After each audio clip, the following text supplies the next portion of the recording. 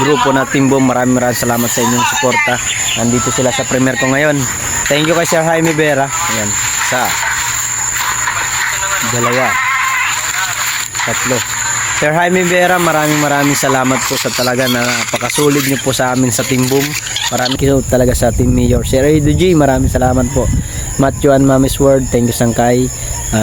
Willie to Eat, thank you. Sir Jaime Vera, maraming salamat po sa pakulay na hindi kayo nagsasawa na tulungan kami na Team Boom.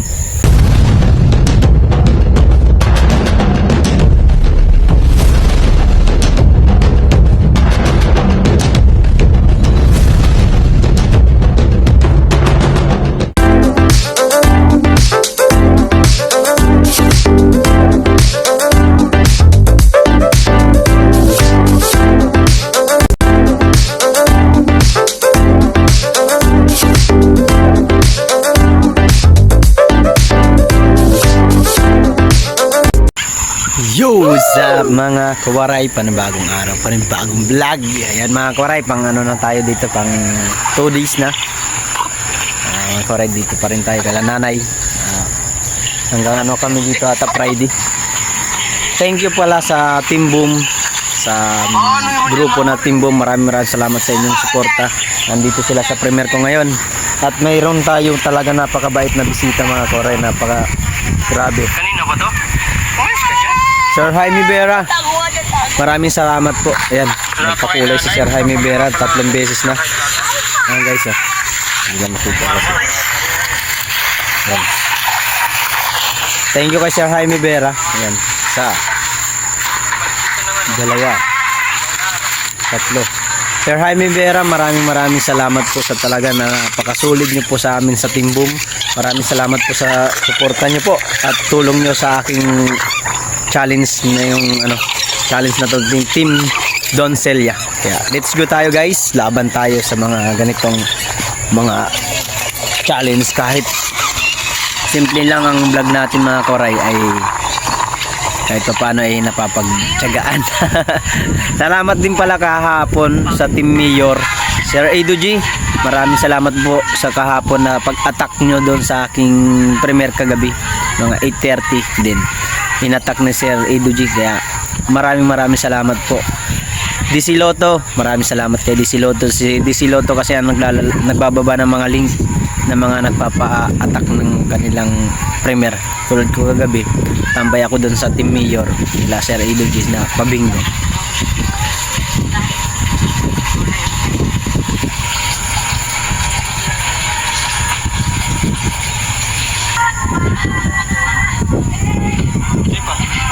Thank you ulit Sir Jaime. Tulog na po kayo. Tutulog na daw si Sir Jaime. Maraming salamat po sa suporta nyo mga kawaray. Ngayon, pumasok si Marlo sa school at yung mga bata, yung anak ni Joban, pumasok sila. Ngayon kami lang nandito sa barracks nila nanay. Ang barracks nila nanay. Kaya baka nagtataka yung iba, bata napaka daming kalat. Ano po ito dito, barracks po.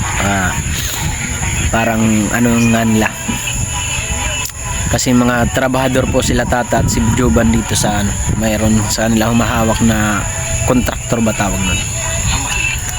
Kaya yan. Maraming salamat po talaga sa lahat ng tumulong at walang sawang tumutulong sa akin. At thank you talaga Sir Jaime kasi gagalaw pa paano yung natin, yung revenue ko. Gagalaw din kasi siyempre pataasan po ng revenue, pataasan ng views, pataasan ng maramihan ng vlog. Kahit sa revenue lang tayo mga kawaray makausad tayo sa revenue. Alam ko naman na mahirap kalaban ang Team Kabunuto na sila Katuba, Kagamboy, si Chong Jobot ba yun, tapos si Nords TV na bagong monetize. Mahirap silang kalaban siyempre sa team ni Kabunuto yan at talagang ang suporta talaga niya nasa kanila. Pero kami challenger lang naman kami at thankful ako dahil nasali tayo sa ganitong challenge. Kaya nagagawa natin ng paraan at kahit pa paano ay lalaban tayo kahit hindi naman tayo ganun kalakas na vlogger. Pero wala namang imposible pag gusto mong gawin. Malay natin sa revenue tayo makausad, di ba? Kaya maraming salamat po talaga sa lahat na nagpapalipad. Sa Team Boom, sana bigyan nyo ako. Magpalipad naman kayo dyan. Morning pala sa inyo lahat dyan, ha? Ayun, kumakain yung dalawa. Yung ulam namin ay pakbet. Luto ni nanay. Shout out kay nanay Marlene. Paninda ata ni nanay Marlene to. Oo, karay. Salamat kay nanay Marlene sa pag-aasikaso sa amin dito. Pahinga tayo talaga dito, pahinga. Hanggang Friday kami dito. Tapos sa ano po, Sabado Linggo ay di ata ako magtitinda kasi may pupuntahan kami nila Kuya Sani, kasi birthday ni Kuya Sani yata ng Sabado. Tapos day off niya ng Linggo. Pagbibigyan natin si Kuya Sani, siyempre hindi pa naman ganun ka mabili yun. Pagbibigyan natin para makapunta kami kay ano, kala Project 89, pupunta kami doon para alam na Tagay-Tagay Day, kasi may alak na pinagyayabang si Kuya Sani. Shout out kay Kuya Sani na yung alak niya daw. Sana sumama si ano, pobreng worker, Tatay Robin, malamang andon si Kuya Elmer, tapos si Mabi, sana makasama sila para masaya pag marami kami pumunta doon kay Project. As didiretso rin kami po sa Grotto. Kaya itong linggo na to ay hindi muna ako magtitinda at lulubos-lubusin ko tong pagbablog kasi para makahabol tayo sa views. Kahit sa views man lang makahabol-habol tayo, kahit umangat-angat lang ng konti. Hindi ko naman hinahangad na hindi naman sa mga kawaray na ayaw kong makakuha ng prize, gun prize, pat prize. Siyempre gustong gusto natin yan, pero kung hanggang saan laman lang ang limit natin, hanggang saan lang ang kakayahan natin, eh doon lang natin ibibigay. Hindi pa ako gumagawa ng content na dating ginagawa ko sa Team Subasco. Hindi ko pa ano ngayon kasi mahirap maggawa ng ganun nang wala kang cameraman. Yung si Marmar ay may pasok. Tatry ko mamaya bumili ng 2 kilo o 5 kilong bigas at susuyurin ko dun sa may sa may kalsada. Hahanap tayo dun ng deserve na bibigyan ng bigas para mayroon tayong content. Siyempre content yun para sa atin, para sa gagawa tayo ng paraan na para mapansin tayo ng mga viewers. Siyempre kailangan natin ng magbigay ng, magsabi nga nila, mamuhunan ka ba? Mamuhunan ka sa vlogging mo, kasi kung hindi ka man mamumuhunan wala rin silbi yun. Kailangan gumawa ka, gastusan mo rin, na lalo ngayon kahit pa paano kumita naman tayo ng Pasko, pero hindi naman tayo malaki. Ano lang naman, tagdal 5 kilo. Gahanap ako ng deserve na mabibigyan ng bigas na yon. Ano lang naman, vlogging lang, bablog lang ako, tapos galagala lang, parang namamasyal sa Luneta Park. Las Luneta Park, sinisipon tayo guys. Ang lamig kasi dito guys, pag tuwing hapon na napakalamig dito. Tapos maaga pa kami natutulog, maaga sila natutulog, sila nanay, mga 7 ay nasa loob na kami ng bahay. Hindi naman lumabas, kaso lang ayaw lang namin lumabas. Kaya guys, mga kawaray, yung suporta nyo po ay hinihingi ko po ng buong buo sa lahat po na nakakilala sa akin sa Team Bully. Shoutout po sa Team Bully, sana mapansin ako ng Team Bully. At alam na ni Tita Au, nakasali ako sa shoutout kay Tita Au, kay Lenma, sa lahat ng Team Bully. Shoutout sa inyong lahat, sana tulungan nyo ako sa views, ka-proceed man tayo sa mga level, kasi ang instruction kasi ng pa-challenge ngayon ng Team Doncelia ay sa isang linggo po ay 2 beses lang po magla-live, pero only live.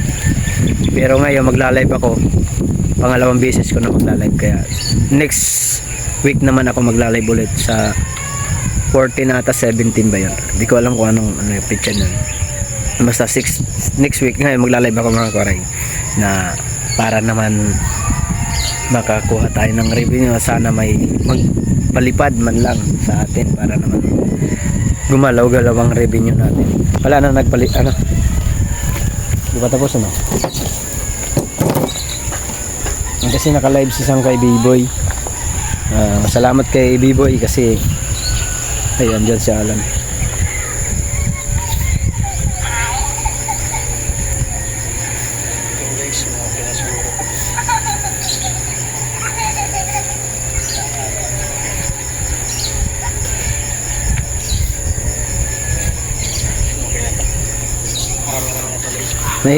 Ano lang ako, 8 viewers lang ako. Kahapon malaki ang viewers ko kasi inatak talaga ako ng iba talaga pag napunta ka sa mga malalaking channel tulad kila Sir Edo G sa Team Mayor.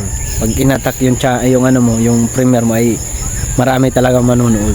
Kaya thank you talaga sa Team Mayor. Sir Edo G, maraming salamat po. Matthew and Mami's Word, thank you Sangkay. Willie to Eat, thank you. Sir Jaime Vera, maraming salamat po sa pakulay na hindi kayo nagsasawa na tulungan kami na Team Boom. Kaya sana more blessing to come and enjoy. Sana mas marami pa kayong matulungan tulad namin. Thank you so much po talaga Sir Jaime. Kasi dahil sa iyo po ay umuusad ang aking revenue. Thank you po. Sana po ay maka-proceed tayo at makalagpas tayo ng ano. Maganda sana, malaki sana ang price ng ano, ng views at yung revenue. Malaki ang price. Kung sino mangunguna sa revenue ay malaking bagay. Pero siyempre si Loverboy ay malakas. Umabot nga ng last month ng $1,000 yung kanyang dollars, umabot ng ganun kalaki, di ba? Malaki. Deserve talaga niya yun kasi pumunta siya ng Bohol noon eh. Hindi naman natin inaano si Katuba na ano lang, parang na ano lang ako na parang motivate kay Katuba na gusto kong makahabol sa revenue kahit hindi naman natin, di pa natin ganong, wala pa gaano tayong sponsor na at nagpapakulay sa ating channel at wala tayo ganong views kasi malaki ang na-impact dun sa ano niya, mga views ni Katuba kasi marami nanonood sa kanya at mataas yung mga views niya kaya nakakakuha siya ng revenue. How more kung mayroon pa nagpapalipad kay Katuba, lalong mas aangat si Katuba. Ilan pa lang upload ni Katuba pero number 1 pa rin siya sa views kay mga kawaray. Ilan pa lang upload. Si Sniper Dudes, napakarami ng upload. 16 vlog. Ngayon madadagdagan pa yun. Baka umabot ng 20 yun. Ay hirap habulin. Hindi ko na hinahangad habulin yung paramihan ng vlog. Kasi si Sniper Dudes ay napaghandaan niya na yun. Napaghandaan niya na yung challenge na to. At nanalo yan. Top 1 yan lagi sa paramihan ng vlog.